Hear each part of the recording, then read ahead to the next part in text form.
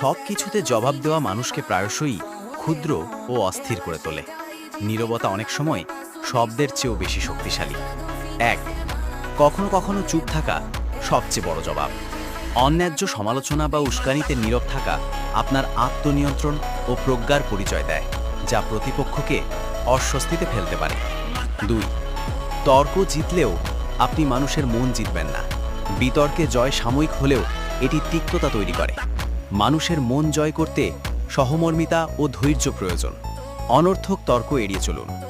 3, যে শুনতে চায় না তার সামনে কথা বলা বৃথা। কিছু মানুষ যুক্তি বা সত্য গ্রহণে ইচ্ছুক নয়। তাদের সামনে কথা বলা কেবল আপনার সময় নষ্ট করবে। এমন পরিস্থিতিতে চুপ থাকাই বুদ্ধিমানের কাজ। 4, সব অপমানের জবাব কথায় দিতে হয় না, কাজে দিতে হয়। আপনার কাজই আপনার সবচেয়ে বড় জবাব।